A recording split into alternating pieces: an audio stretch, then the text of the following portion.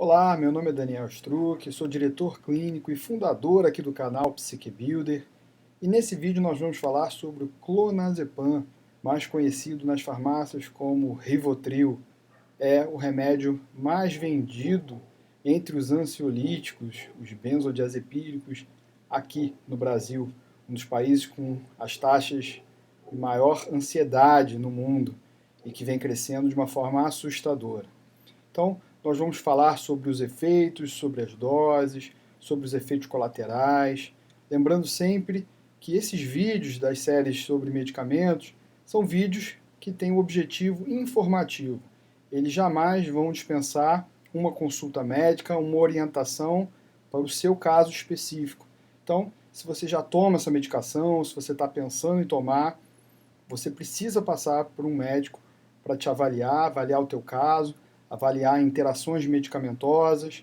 Então, jamais dispense uma consulta com o médico antes de fazer o uso do Rivotril, do clonazepam ou de qualquer outro benzodiazepínico. Ok? Então, como eu comecei falando, a classificação dessa medicação é a classificação do benzodiazepínicos. Ele é muito conhecido como ansiolítico, é um nome popular, calmante, sedativo, mas ele foi inicialmente desenvolvido para convulsões. Então ele é um remédio anticonvulsionante. Ele foi feito com esse objetivo. Então a classificação de benzodiazepínicos é por essa questão, né?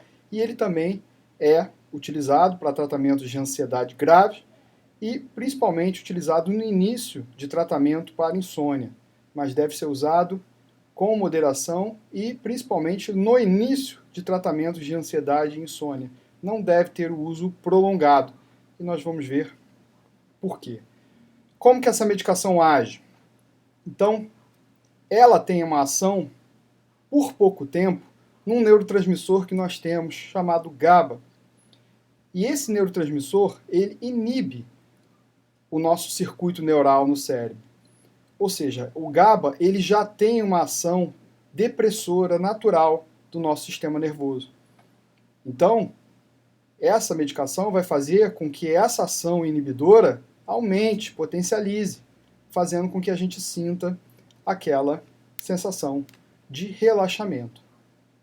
Quando essa ação chega numa parte mais interna do nosso cérebro, na região das amígdalas cerebrais, a gente sente aquela sensação de calmante, aquela sensação de relaxamento da medicação. E esse efeito ele pode chegar na parte do córtex pré-frontal, aquela nossa parte que leva ao pensamento acelerado, impulsividade, memória e até no raciocínio, né? Então, quando esse efeito chega nessa parte do córtex pré-frontal, a gente tem aquela sensação de lentificação. Normalmente, esse é o movimento que acontece. Primeiro, essas regiões das amígdalas são acionadas com o efeito do GABA e depois a parte do córtex pré-frontal.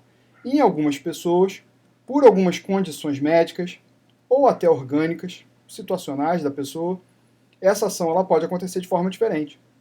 Por isso, o cuidado na administração, na interação medicamentosa, e por isso que cada um tem que ser monitorado, né? Isso deve ser prescrito com muito cuidado para cada um.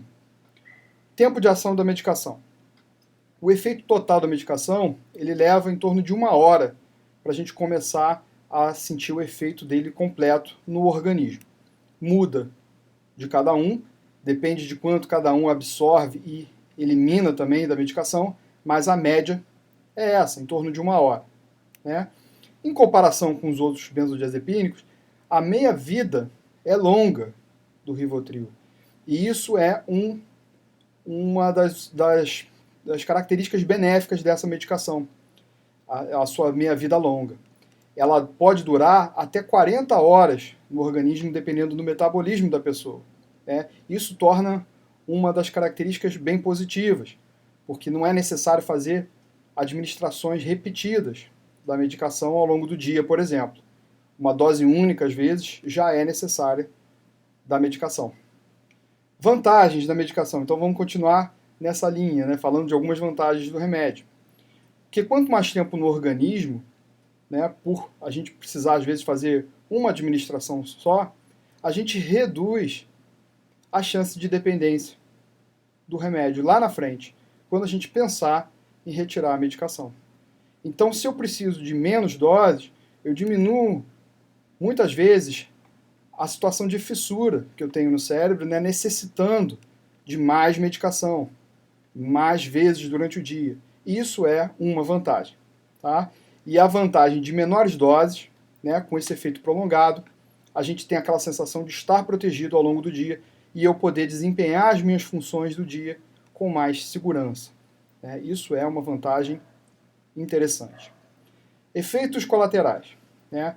No longo prazo, o clonazepam pode sim trazer uma certa dependência. Então, a gente tem efeitos aí de dependência sim, mas eu sempre digo que a dependência ela é criada principalmente pelo mau uso.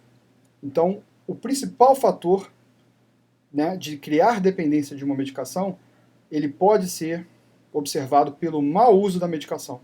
O início de forma errada, a administração de forma errada e principalmente a retirada de forma errada. Então, em ambos os casos, a gente vê o mau uso da medicação. A tolerância, ela faz com que a gente, às vezes, tenha que aumentar a dose. E isso, às vezes, é necessário. Mas com uma administração, com uma supervisão, eu faço isso de forma correta e não com as suspeitas e com pesquisas na internet. Então, a tolerância natural que o organismo faz sobre qualquer medicação faz com que eu tenha que aumentar a dose. Isso já é algo esperado. Então, isso é um efeito colateral, ou seja, eu administro, eu acostumo com aquela dose e eu preciso aumentar. A abstinência, se eu interromper rápido a medicação, é um efeito colateral que eu também posso ter. E aí essa abstinência de retirar a dose de uma hora para outra pode trazer tremor, náusea, enjoo, aquela sensação de suor frio, tonteira e uma ansiedade generalizada.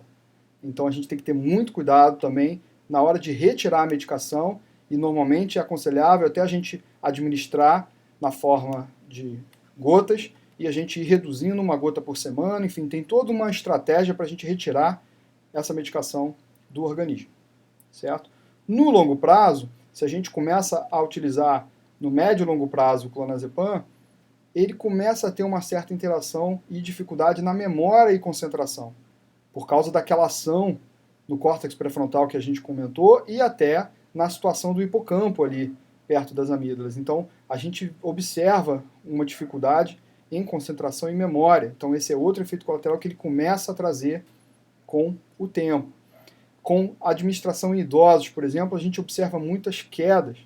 Né? Idosos que começam a fazer a administração da medicação, também sem uma observação, eles começam a ter um pouco daquela tonteira, daquela letargia que a medicação traz, e com isso é frequente o aumento de quedas entre os idosos. Né? Então isso é perigoso. Essa medicação não deve ser administrada, é completamente desaconselhável a administração com álcool, por exemplo. Né? Tanto o álcool quanto os benzodiazepínicos são depressores do sistema nervoso. Então a gente faz duas ações depressoras do sistema nervoso ao mesmo tempo, isso é muito perigoso. Quando isso aciona de forma grave o nosso sistema nervoso central, fazendo com que a gente perca uma capacidade respiratória, isso pode levar a graves complicações. Então, ele é totalmente desaconselhável tomar junto com qualquer tipo de indução alcoólica, certo? E existem algumas interações medicamentosas que precisam ser analisadas e a administração não é aconselhável junta, concomitante, certo? As doses. Então, para casos de convulsão, em casos clínicos, a gente observa que a administração é feita até 20 miligramas por dia.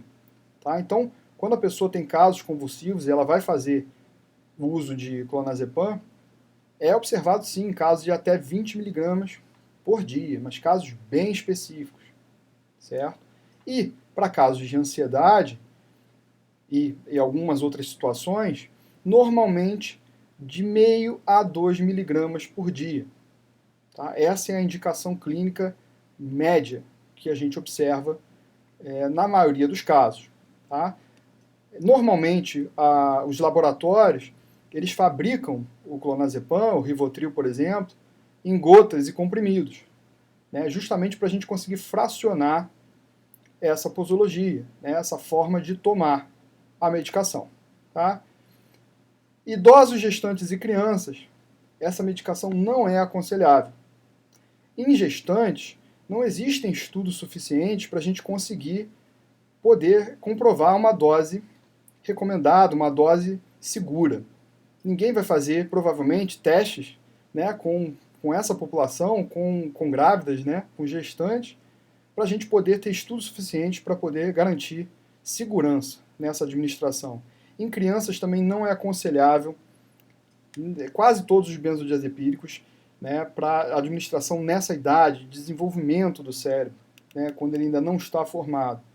Em idosos, a gente tem essa situação de quedas, esse risco, né, dos idosos perderem um pouco essa capacidade de drive, né, essa capacidade motora, e isso, consequentemente, trazer alguns problemas de desmaio ou de tonteira, e eles acabarem tendo quedas que serão muito mais prejudiciais do que aquele próprio incômodo que ele está vivendo naquela situação. Né? Bom, então essas são informações iniciais. Normalmente, o clonazepam é uma boa medicação para muitos casos. Eu falei aqui de várias situações de contraindicações da medicação, mas ela é uma medicação que tem algumas vantagens em relação a outros benzodiazepínicos. Se você ainda tem alguma dúvida, mande para a gente, participe, se inscreva aqui no canal se você gostou do vídeo e até o próximo vídeo. Um abraço!